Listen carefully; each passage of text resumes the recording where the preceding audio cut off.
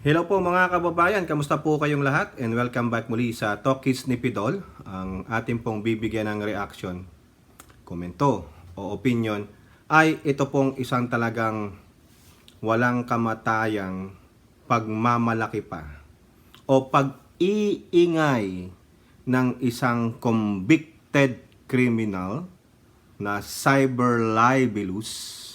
Siguro naman alam niyo na kung sinong tinutukoy ko. Ito ay walang iba kundi ang CEO ng Rappler na si Maria Ressa. Maingay po itong ulakba na ito. Itong walang hiyang dayuhan na ito. Convicted criminal na nga. Sobra pang maingay. At mga kababayan, maingay sa kanyang little bluebird na panayang English. Sinasabi niyang Pilipino daw siya. Pilipino ka nga ba? 'Di ba? Napatunayan, truth can be told na ikaw ay isang US citizen.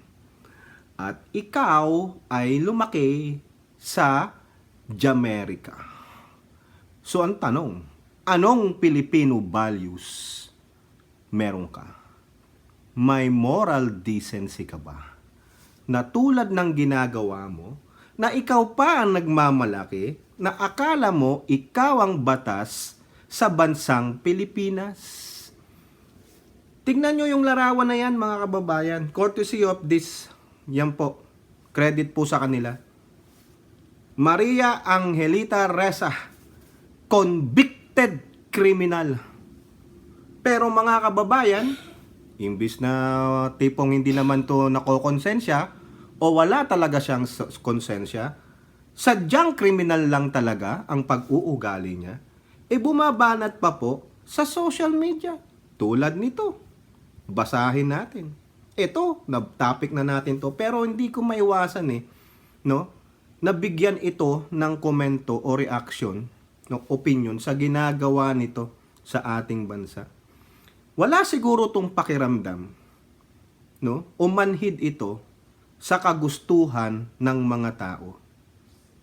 Hindi lang 31 million people ang natutuwa at ito ay nakonvict sa kasong cyber libel na kung saan pinagpipilitan niya na ang may kagagawan daw nun ay ang gobyernong Duterte. Gobyerno daw ang nagdemanda sa kanya sa pamamagitan nung taong nagkaso sa kanila.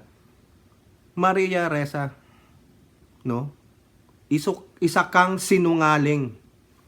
Hindi ka karapat dapat sa paningin ng mga milyong-milyong Pilipino na gawaran ng Nobel Peace Prize. Kahiya-hiya naman yung may mga award na yan. Kasi imbis na peace, kapayapaan ang idulot mo sa bansang Pilipinas, ay patuloy mong sinisira ang imahe ng Pilipinas sa mga dayuhang amo mo. Sino ba ang amo mo? Mga kababayan, alam nyo na kung sino. Number 1, sino? Ang Jamaica. Ito pa po ang sinabi niya. Wala na ang Pangulong Duterte sa administrasyon. Bago na po ang admin sa Pilipinas, eto naman ang binubuntunan niya ng galit niya, ng pang-aasar niya, ng pagsisinungaling niya. Now we see the pattern of the Marcos administration. Harass and intimidate journalists, then replace them with propaganda bloggers and weed bloggers. Death by 1,000 cuts of the Philippine Constitution and our democracy. We won't voluntarily give up our rights. Hashtag courage on, hashtag hold the line. Eto na topic ko na. Pero ang nakakaasar lang, sobrang ingay ng kriminal na ito. Bakit wala pa ito sa kulungan? Kasi po mga kababayan, naka-appeal po rin po sila, naka-motion for reconsideration yata sila o MR sa Court of Appeals. Kahit na anong gawin nyo, mag-motion kayo dyan, dalhin nyo yan sa Supreme Court, at sinasabi nyo na ang basis nyo ay kagagawang po yan ng gobyernong Duterte at ngayon naman sinisisi nyo si PBBM, patunayan nyo. Kaso hindi. nakita ng Court of Appeals na walang kinalaman ng gobyernong PRRD sa kaso mong libel kasi ang nagkaso sa'yo, listen to this, you freaking foreigners who are supporting this criminal. The one who sue her or file a case against her is a private citizen, a Filipino citizen, not like Maria Ressa, who is a U.S. citizen. That Filipino citizen, a private citizen, filed a lawsuit because her company and her colleague, who is her co-accused, republished a previous article stating that private citizen or Mr. Keng, his last name, is somehow or somewhat connected to this person who is doing a bad business. They malign him. They said this person is a criminal, doing drugs, dealing drugs or whatever. However, they cannot give a proof of that accusation that was written on their article, which they actually republish. Therefore, the court, the lower court in the Philippines, finds them libelous. So they were convicted. It is not the government that sued them. And the PRRD government or administration has nothing to do with that case. But this freaking criminal, Maria Ressa, is blaming that administration, the previous administration, telling the world that the Duterte administration is killing journalists, harassing journalists, death by 1,000 cuts of the Philippine Constitution. F you. Go to hell, Maria Ressa. Now, the Duterte administration is over, and a new administration takes over, and she's blaming that current administration again, the Marcos administration, harassing and intimidating journalists. Those of you who believe her, therefore you are on the same flock, the same feathers. That's what they said, birds of the same feather, flocks together. She cannot even give you a concrete evidence how this Marcos administration is harassing and intimidating journalists. What she's doing is feeding you all the lies that she can found on a textbook. All the lies she can pull out from her closet of lies. And if you will believe her, then what are you? Do your own research first before you believe the lies of this convicted criminal, Maria Ressa. You have the audacity to ruin the Philippines and the Filipino people. The only people who will believe in you are the same people who spread lies. Are those people who saw divisiveness, and those people who are egomaniac, narcissists, right? You are so evil that you will sow hate and lies to the international community just to defend it, just to defend your lies. And this thing that she wrote, it says death by 1,000 cuts. What do you mean? In other words, this is like lynching in Chinese proverbs or Chinese word. Lynching, meaning it is slow torture. Do you really experience that? You have the audacity to say this?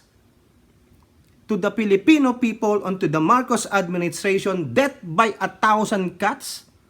Meaning you're experiencing a slow torture? Of what?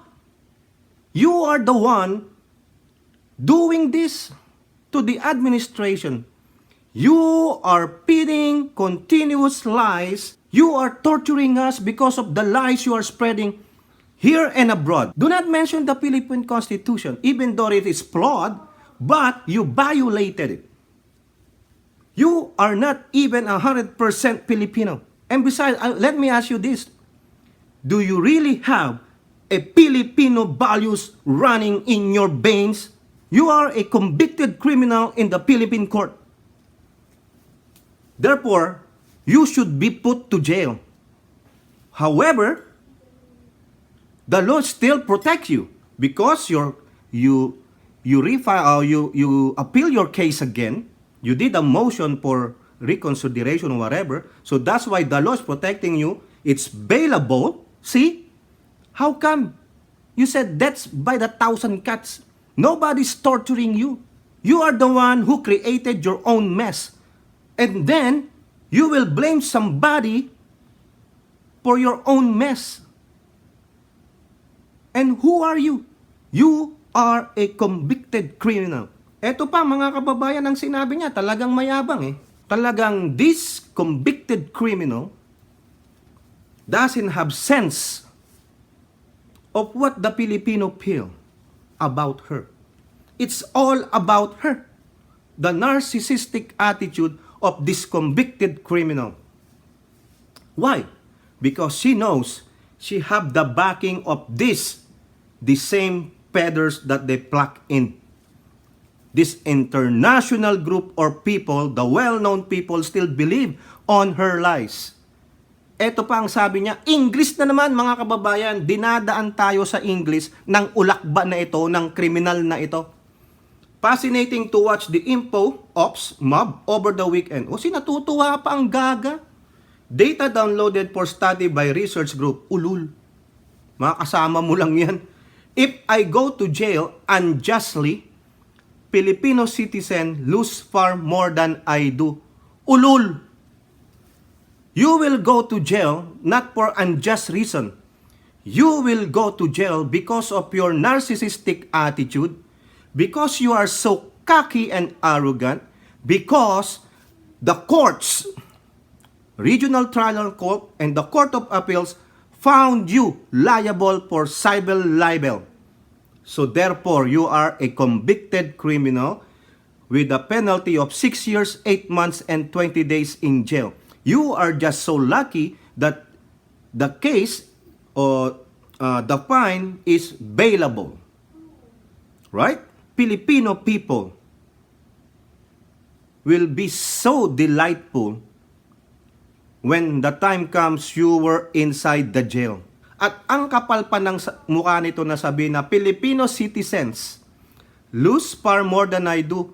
Ulul ka ba? Hindi ka kakawalan sa Pilipinas. Hindi ka kawalan sa mga Pilipino. Hindi lang ikaw ang sinasabi mong journalist o yung rappler mo. ABS nandyan pa, GMA nandyan pa, SMNI nandyan, Net25, UNTV, and other media which is 100% owned by a Filipino except one, yung napasara, that are actually more reliable, more trustful than you. SMNI. Truth that matters. Oh. Net25. Na kung saan those two you are also maligning. 'Di ba? Nakakatuwa lang mga kababayan, magpapapiesta ang mga Pinoy kung tong ulakbang kriminal na ito ay pumasok sa kulungan. O di kaya i-deport ito sa Jamaica. Tanggalan ng Filipino citizenship yan. Bakit? Treason. O di kaya espionage yan. Spy yan. Di po ba? If I go to jail unjustly, utot mo. Walang unjust na ginawa sa'yo. Kagagawan mo yan. Kasalanan mo yan dahil ikaw ay arugante. Akala mo ikaw ang batas. Remember this. No one is above the law. Bakit pumayabang itong gaga na ito? Kasi yan, may mga backer yan. May mga kilalang mga Honcho Pilatos yan na nasa international community na katulad din niya na maybe mga sinungaling. Hindi ka kawalan sa Pilipinas, uulitin ko. Hindi ka kawalan sa Pilipino. Magbubunyi pa kaming mga tunay na Pilipino kung ikaw ay makukulong. Tandaan mo yan, convicted criminal Maria Ressa. Ito po ang sabi ng butihing Pastor Quiboloy, no? SMNI Honorary Chairman. What will we lose if you go to jail, Maria Ressa? You are the least trusted. Tingnan mo ang mga comment, lahat ayaw sa'yo. Hindi ninyo nababasa ang mga comment ng bansang Pilipinas? Nalungkot ba sila na ikaw ay isasara? Nagbubunyi. Tama. Nagpiapesta na mawala na kayo sa pamahayag ng hindi tama. So, ipact-check mo itong mga sinasabi mo. Kabaliktaran to eh. You are the one who lose everything, not us. Correct. Tama po si Pastor Quiboloy. We lost a termite. Talagang anay ka sa bansang Pilipinas. Anay ka sa mga Pilipino. Bakit? Isa kang anay na sumisira at sisira sa pagkakaisa sa moral values ng mga Pilipino. Ano yun? Isa kang dayuhan. Dayuhang mahilig makialam at magkalat ng pawang kasinungalingan. Tama si Pastor Quiboloy, ipact-check mo ang sarili mong bunganga. We lost a headache and we lost someone who give us kabag everyday. Tama po yan. Tamang-tama, hindi ka kawalan. Nagbubunyi ang mga Pilipino. Nagpiepesta dahil ito ang dalangin ng milyong-milyong Pilipino na mawala ang katulad mong media na kakampi ng mga dayuhan na pilit na sinisira ang bansang Pilipinas sa mata ng mga international community na nagpapakalat ng kasinungalingan, no? At higit sa lahat, wala kayatang dugong Pilipinong dumadaloy sa katawan mo at walang Filipino values na dumadaloy dyan sa katawan mo. Bakit? Dahil isa kang dayuhan. Napakabastos mo, arugante ka, no? Ang dapat lang talaga sa'yo, makulong. Yun nga lang talagang pinotektahan ka pa ng batas. Bailable pa. Imbis na sana na nakakulong ka na. Hindi tulad nung ibang dinimanda ng mga kakampi mo ng libel, nakakulong ka agad. Ikaw, dahil ba malakas ang mga backer mo? There will come a time, darating at darating din yan, isa na yung mga karma mo. No? Hindi sinupil ng ninuman ang kalayaan mo. Walang sumupil ng press freedom mo. Walang sumupil ng free speech mo. Ang tanging nagsupil ng kalayaan ng pagpamamahayag ay kayo. Kasi kung hindi nyo magustuhan yung sinabi sa inyo, anong ginagawa nyo? Kayo ay nagsasubmit din ng libel case. Dahil bakit? Sa palagay nyo ba, kayo lang ang may karapatan? Kayo lang ang may kalayaan? Paano na kami? Paano na yung taong nagdemanda sa inyo na nasira ang buhay, nasira ang negosyo, nasira ang pamilya? Dahil sa kasinungalingan na hindi nyo mapatunayan sa korte. Kaya ang korte pumanig doon sa businessman na yon na si Mr. King at kayo ay hinatulan ng krimen ayon sa cyber libel law. Ngayon, ngumangak-ngak ka sa international community, death by 1,000 cuts of the Philippine Constitution. Anong kinalaman ng Philippine Constitution sa kaso mo? Nirespeto ng batas ang rights mo, ang karapatan mo, ang konstitusyon. Ikaw at ang mga ilan mong kasamang mga sinungaling, mapagmataas, mayabang hambog, at mukhang ulakba ang siyang nagsasabing we are the law. Mas mataas pa ba kayo sa batas? Wala ba sa inyo yung salitang no one is above the law? Ayan, tingin ngayon mukhang ikaw pa ang talagang mayabang eh, no? Talaga mga kababayan, itong babaeng ito nagpapaawa pero sa totoo lang ngiting demonyo yan. Bakang iniisip niyan, sige gaguhin nyo lang ako pero hindi nyo ako mailalagay sa kulungan. Dapat sa ating batas, no? Huwag nyong palabasin ng Pilipinas yan. Flight risk. Bakit? 2 korte na nagsabi, kriminal siya. Baka mamaya yan, tatakas na yan, papunta kung saang bansa. Siyempre, Jamaica. Dami niyang akampi sa Jamaica. Di pa po ba mga kababayan? Napakabalaura nitong babae na ito. Binalaura mo ang administrasyong Duterte. Ngayong gusto mong balaurain, sirain ang administrasyong Marcos. No, no, no, no. Not really this time. You should be put to jail. You should serve your sentence and after that, i-deport ka. Kasi hindi ka Pilipino, dayuhan ka. Kayo po mga kababayan, ano pong masasabi nyo sa convicted criminal na ito na si Maria Ressa? Comment down below, open po ang ating comment section. At doon po sa mga hindi nakasubscribe, please hit the subscribe button and that notification bell para ma-inform po kayo sa ating mga bagong video uploads. Paki-like and share na rin po. Hope to see you on our next videos. Bye-bye. God bless.